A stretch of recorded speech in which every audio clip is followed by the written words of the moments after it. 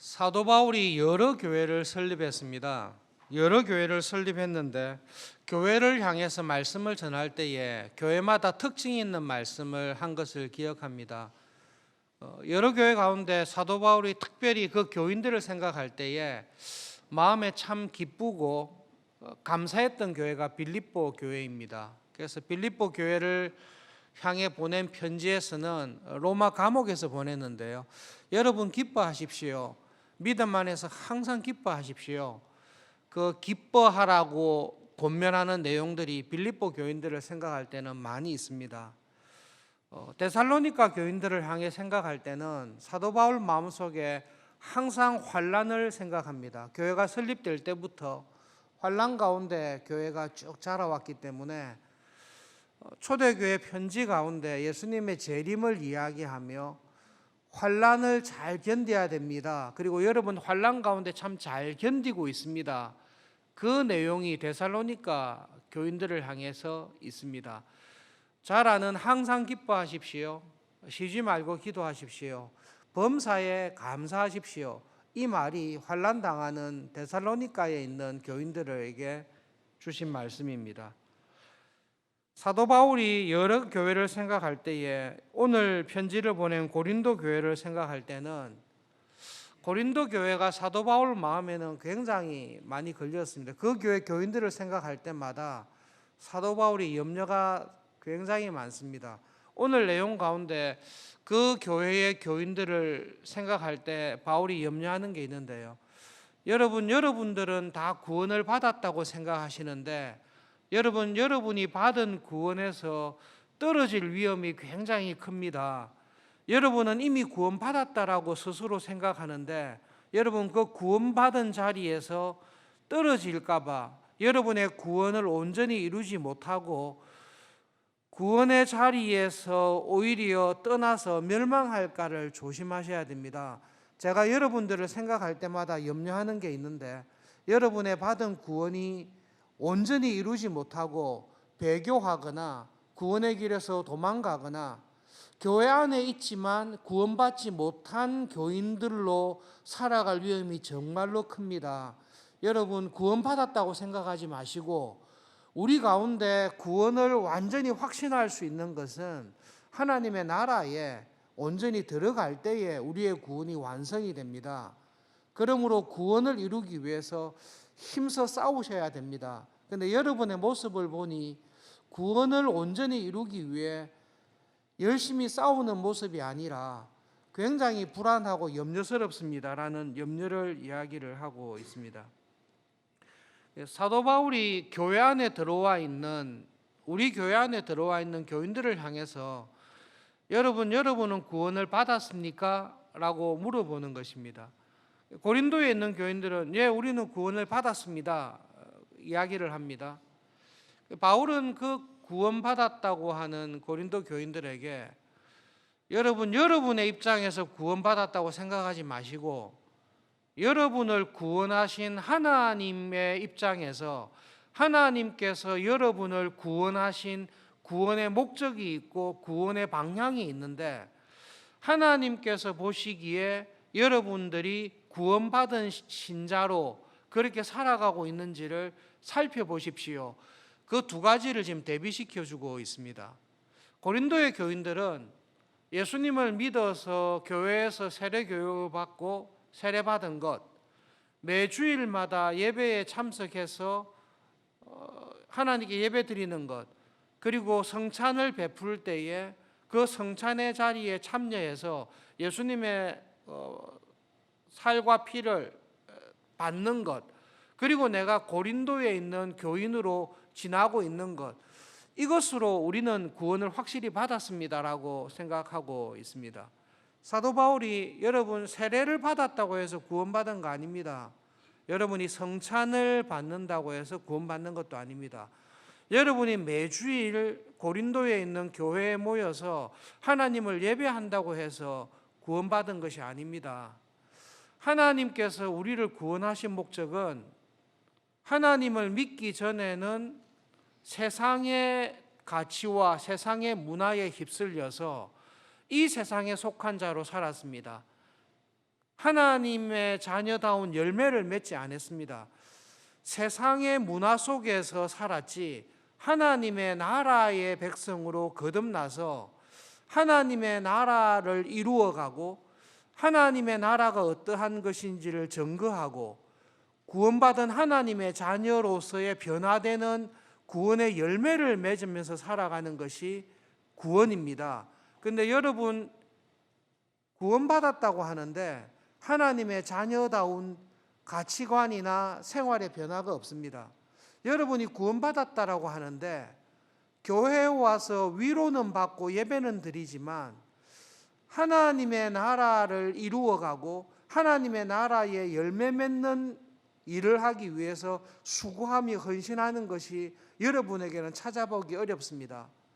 여러분이 정말로 구원받았다면 여러분의 삶이, 인격과 성품이 바뀌는 것입니다.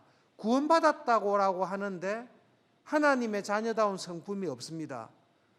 구원받았다고 하는데 여전히 내가 하는 일에만 관심이 있지 하나님의 나라를 이루고 하나님의 나라를 이루는 것이 무엇인지를 깨닫지 못하고 살아가고 있는 것은 구원받은 것이 아닙니다. 여러분을 생각할 때마다 제가 염려하는 사람이 있는데 하나님께서 교회가 구원받은 교회가 어떠해야 되는지를 잘 보여주기 위해서 구약의 본보기로 보여준 구약 교회가 있습니다. 그러면서 지금 고린도 10장에서 광야 1세대를 이야기하고 있습니다. 여러분은 세례받았고 성찬에 참여한다고 구원받았다고 생각하시는데 광야 1세대도 홍해를 지나면서 세례를 받았고 광야에서 만나를 먹으면서 성찬에 다 참여했습니다. 그런데 그들은 그런 구원의 은혜를 받았지만 정작 그들의 삶은 변하지 않았습니다. 그들은 여전히 구원을 받았지만 우상을 숭배하면서 필요할 때마다 금송아지를 만들었습니다. 그들은 하나님의 자녀로 구원받았다라고 하면서도 음행하며 부도덕한 생활을 여전히 했습니다. 그들은 구원받았다라고 하는데 광야 40년을 돌아볼 때에 하나님을 믿고 가나안으로 들어간 것이 아니라 어려운 일이 부딪힐 때마다 원망하며 하나님을 불평하고 하나님을 시험하다가 살았습니다. 그 결과 구원을 받은 광야 1세대는 어떻게 되었습니까? 그들 중 다수를 여호수아와 갈렙 뺀 그들 전부 다가 광야에서 다 죽었습니다. 이들을 하나님께서 기록한 것은 우리를 위한 본보기를, 우리를 위한 교훈을 주기 위해서 광야 1세대가 기록되어 있습니다. 그 사람들은 선줄로 생각했습니다. 이집트에서 나왔습니다. 하나님으로부터 세례와 성찬을 받고 있습니다. 그리고 하나님으로부터 매일 내려주시는 만나를 먹고 있습니다. 그래서 자기들은 구원을 받았다라고 생각했습니다. 구원의 시작을 한 것은 맞습니다마는 하나님께서 그들을 구원하신 구원의 목적은 가나안에 들어가는 것입니다. 가나안에 들어가서 가나안 문화에 오염되거나 휩쓸리는 게 아닙니다. 그 가운데 굳건하게 서서 하나님의 나라가 어떠한지, 교회에 구원받은 교인들은 어떤 가치를 가지고 어떤 문화를 일구며 살아가는지 하나님의 나라를 증거하는 것이 하나님께서 그들을 구원한 구원의 목적입니다. 그 구원의 목적을 온전히 이룬 사람들이 광야 1세대 가운데 있습니까? 없습니다. 한 사람도, 대다수가 가나안에 들어가지 못하고 다 죽었습니다. 광야에서 죽을 때 그들은 어떻게 죽었습니까? 하나님의 나라를 이루기 위해 분투하며 싸우다가 죽었습니까? 아니면 평생 원망하며 불평하며 틈만 나면 음행하며 틈만 나면 우상을 숭배하고 세상을 따라다가 죽었습니까? 그들은 다 그렇게 죽었지 않습니까? 그러면 여러분, 광야 1세대가 구원받았습니까? 그들은 선줄로 생각했는데 정말로 그들이 서서 하나님의 구원에 완전히 들어갔습니까? 선줄로 생각했는데 하나님의 진노 가운데 광야에서 다 쓰러졌습니까? 다 쓰러졌지 않습니까? 그러면 그들이 구원받았습니까?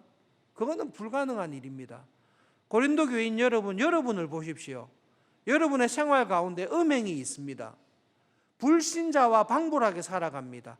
아니요, 여러분 교인들 가운데는 불신자들, 양식 있는 불신자들도 행하지 아니하는 부도덕하고 음란하고 음행한 일을 교회 안에서 교인이라고 하면서 행하는 교인들이 있습니다.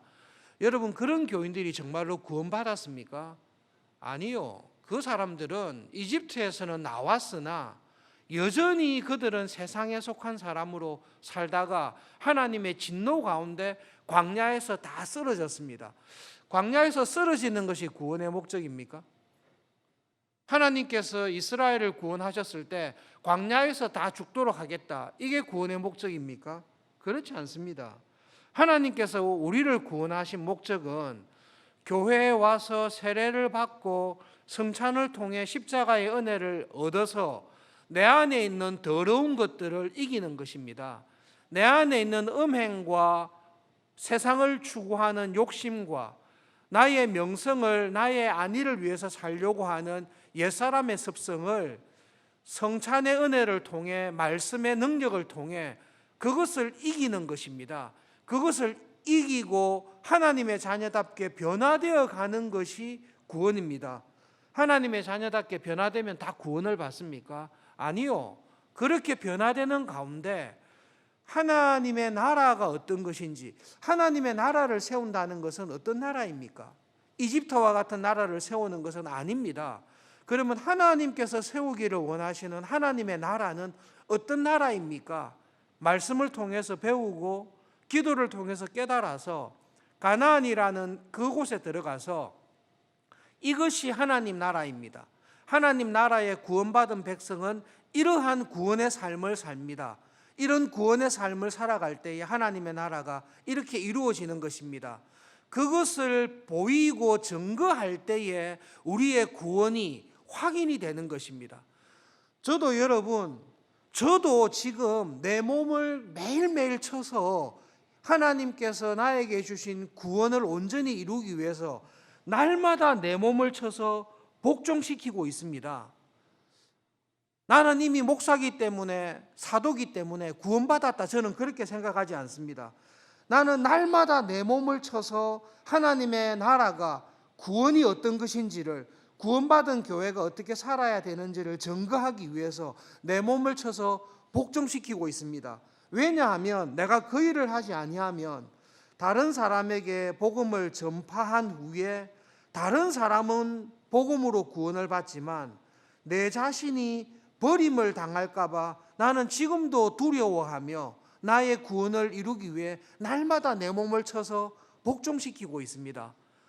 여러분, 구원받았다라고 그렇게 쉽게 생각하지 마십시오. 구원이라는 것은 시작과 함께 하나님의 구원의 목적을 온전히 이루어 갈 때에 우리의 구원이 완성되는 것입니다. 세례받았다고 해서 구원이 완성됩니까? 그런 법 없습니다. 그러면 광야 1세대 다 구원받았을 거 아닙니까? 성찬에 참여해서 감동을 받았다고 해서 구원받았습니까? 그렇다면 광야 1세대 가운데 한 사람도 광야에서 안 죽었겠지요. 여러분, 조심하셔야 됩니다. 내가 나와서 예배를 드린다, 세례를 받았고 교회 생활하고 직분을 얻어서 신앙생활 열심히 하고 있다라는 것이 나에게 주신 구원의 은혜가 온전히 성취되었다고 생각하지 마십시오. 이 구원의 은혜라는 것은 이 세상을 사는 날 동안 이 경주가 마칠 때까지 끝까지 이 구원의 은혜에서 넘어지지 않고 끝까지 통과할 때에, 그때에 구원의 은혜를 상급을 받게 되어 있습니다. 여러분, 운동장에서 달리기 하는 사람들이 있습니다. 달리기 하는 사람 가운데 누가 상을 받습니까? 끝까지 완주하는 사람이 상을 받습니다. 달리기 하다가 피곤해서 그냥 중간에 포기했습니다. 결승선을 앞두고 그냥 넘어져서 일어나지 않았습니다. 여러분, 그런 사람들은 경주를 완주한 것이 아니고 상을 받지를 못합니다. 운동장에서 다름질하는 사람이 다 달리더라도 상을 받는 사람은 한 사람이 받습니다. 완주한 사람이 받습니다. 그리고 달려야 될 길을 똑바르게 달린 사람이 상을 받습니다. 그러므로 저는 이 구원을 온전히 이루기 위해서 저는 다름질하고 있습니다. 이 믿음의 구원을 온전히 이루기 위해 영적인 싸움을 싸우고 있습니다. 그런데 저는 달리기를 할 때 향방 없이 뛰지 않습니다. 저게 결승선을 보고 저는 달려가지 아무 때나 내가 뛰고 싶은 대로 뛰지 않습니다. 저는 싸움을 할 때에 허공을 치듯이 싸우지 않습니다. 권투 선수가 연습할 때 허공을 막 치는데 아무 소용없습니다. 자기 힘만 빠집니다. 나는 영적인 싸움을 싸울 때 내가 무엇을 싸워야 될지를 정확하게 압니다. 내가 어떻게 살아야 하나님의 자녀답게 사는 것인지를 제가 알고 정확하게 힘을 쓰고 영적인 싸움을 싸우고 있습니다. 그렇게 해야 구원이 완성이 됩니다. 고린도 교인들이 가지고 있는 오해가 있는데요, 구원받았다고 생각합니다. 자기 스스로는 이미 구원을 이루었다라고 생각합니다. 그런데 목회자인 사도 바울이 고린도 교인들을 볼 때에는 굉장히 불안한 교인들입니다. 구원을 받았다라고 하는데 거룩함에 진전이 없습니다. 여전히 음행과 부도덕하고 영적으로 게으르고 세상의 욕심에 따라 살아가는 것이 교인들을 딱 주장하고 있습니다. 대부분 그렇게 살고 있습니다. 그러다가 성찬을 받을 때는 은혜를 받는 것처럼 보입니다. 사도 바울의 말씀을 들을 때는 감동을 해서 뭔가 은혜를 받은 것처럼 보이는데요, 돌아서서 보면 여전히 음행하며 세상의 행복을 추구하며 자기 속에내 좋을 대로 살아가고 있는 고린도 교인들을 보게 됩니다. 그 모습을 보면서 사도 바울은 그래도 신앙 고백을 정확하게 했고 매주일 예배 참석하고 성찬에도 오니까 여러분 구원은 받았는데 그렇게 사시면 하늘에서 상이 없을 겁니다. 그렇게 설교하지 않습니다. 여러분이 지금 살아가시는 모습을 보니 여러분의 구원 자체가 취소될 것입니다. 그 가운데서 벗어나셔야 됩니다. 여러분과 방불하게 살다가 구원의 은혜 안에 들어왔으나 구원의 은혜를 온전히 이루지 못하고 구원의 자리에서 떨어지고 육체의 욕심이, 옛사람의 욕심이 지배하는 육체를 쳐서 복종시켜서 성령님을 따라 매일매일 살아가는 이 은혜 안에 거하지 못하시면 여러분 광야 1세대의 구약교회처럼 고린도 교회에 계신 여러분의 구원이 다 떨어질 위험이 있습니다. 하나님께서 광야 1세대를 다 광야에서 그냥 묻어버렸습니다. 2세대를 끌고 들어갔습니다. 1세대 광야에서 다 묻어 죽었던 그 사람들이 하나님께서 주신 구원을 온전히 이루었습니까? 그들은 그렇게 오해했을지 모르지만 하나님의 구원의 안식에 들어간 사람은 없습니다. 여러분 구원받았다라고 생각하십니까? 그런데 여러분의 실제 신앙생활을 볼 때에는 그렇게 보이지 않습니다. 여러분 선줄로 생각하지 마십시오. 예수님께서 씨 뿌리는 비유를 쭉 하시면서 하나님의 말씀을 듣고 은혜를 받았는데도 하나님의 나라의 구원에 이르지 못하는 돌밭과 같은 교인이 있을 것이다. 저 사람은 정말로 교인 같습니다. 정말로 바탕이 좋아요. 그러니까 이게 말씀이 잘 자랐죠. 여러분 가시밭과 옥토의 차이는 바탕이 좋습니다. 가시밭은 밭이 좋은 밭입니다. 밭이 좋기 때문에 무성하게 자란 것입니다. 그런데 밭이 좋기 때문에 가시밭에는 잡초도 함께 자란 것입니다. 이 밭이 좋으니까 자라는 거예요. 그런데 내 안에 하나님의 말씀도 자라고 하나님의 말씀에 대한 감동과 함께 세상의 욕심, 부도덕한 생활, 미워하고 시기하는 마음, 음란하고 더러운 것들이 같이 자랄 때에 사도 바울처럼 자기 몸을 쳐서 복종시켜야 됩니다. 내 안에서 자라고 있는 잡초들을 뽑아내기 위해서 내 몸을 쳐서 복종시키고 가시의 기운들을 쫙 제거해버려야 그때서야 열매를 맺을 수 있습니다. 여러분 생활 가운데 직분자로 새벽에 신앙생활 열심히 하는데 내 생활 가운데 하나님이 보시기에 더러운 것, 음란한 것, 부족한 것, 욕심들, 일락들, 나를 드러내려고 하는 욕심이 섞여 있으면 이게 하나님의 말씀과 세상의 욕심이 함께 자라게 되면 분명히 자란 것 같은데요, 하나님이 보시기에 열매가 없습니다. 그거는 밭이 좋아서 잡초들도 같이 자라버렸기 때문에 그렇습니다. 사도 바울이 우리를 통해 고린도 교회에 했듯이 우리에게 권면하는 말씀이 있습니다. 여러분, 우리에게 주신 이 놀라운 구원의 은혜, 성찬을 통해 예수님께서 자기의 생명을 다 바치고 주신 구원의 은혜를 우리가 받았습니다. 이 구원의 은혜는 거저 받았습니다. 이 거저 주신 구원의 은혜를 온전히 이루기 위해서 내 몸을 쳐서 복종하며 하나님께서 나를 통해 이루시기 원하시는 하나님의 뜻을 분별하기 위해서 말씀과 기도에 전념하시고 하나님께서 나에게 지금 이것을 하기를 원하신다라는 것을 깨달았을 때에 그 일에 충성하기 위해서 최선을 다해서 싸우셔야 됩니다. 하나님 나라의 열매 맺는 신자의 특징은 게으르지 않습니다.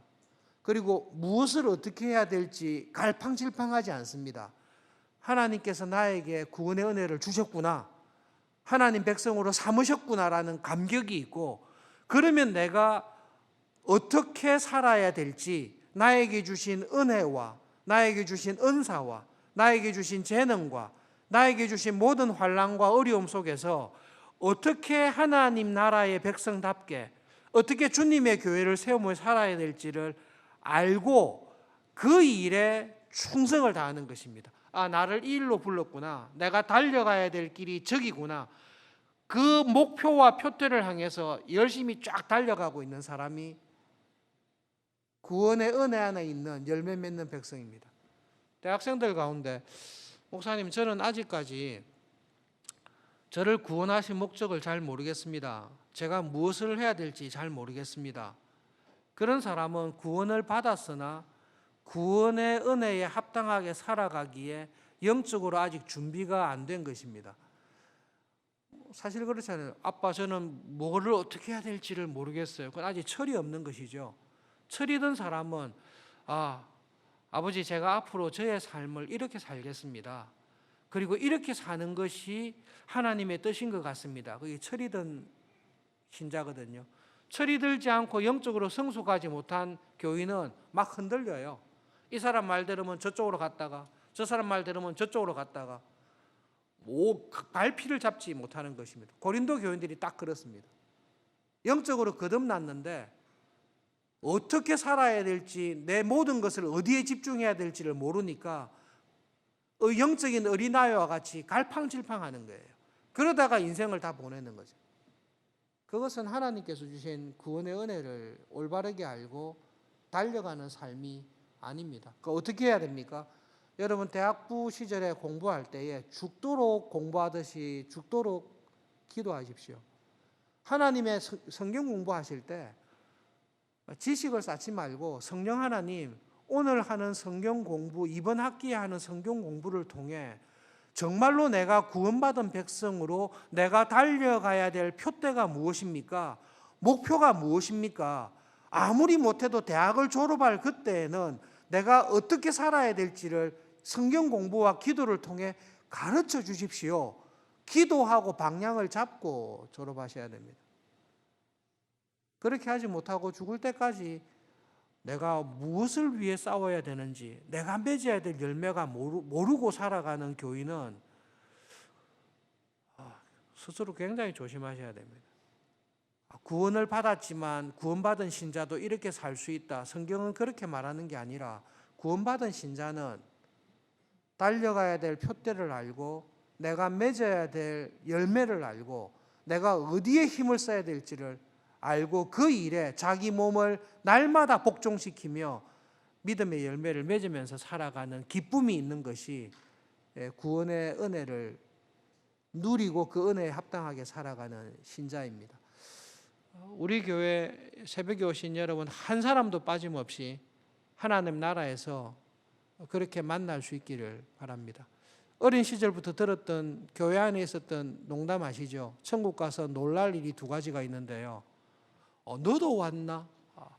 그게 놀라고요. 그 사람이 안 왔단 말이냐? 오래전부터 교회 안에 있었던 말씀입니다. 저 사람은 섰다.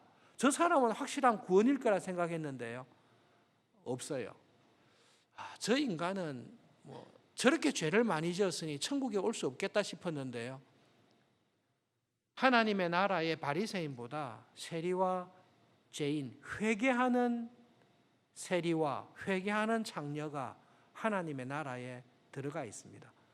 우리에게 말씀하시는 것은 하나님 나라의 열매 맺는 백성으로 믿음의 선한 싸움을 싸우고 내 몸을 복종하고 내 안에 있는 옛사람의 하나님 나라에 반대되는 것들을 이기기 위해 날마다 싸우고 나에게 맡기신 사명을 충성함으로 하나님 보시기에 믿음의 열매, 구원받은 믿음의 열매가 풍성한 사람으로 하나님 나라에 딱 설 수 있기를 서로 격려하면서 살아가면 좋겠습니다.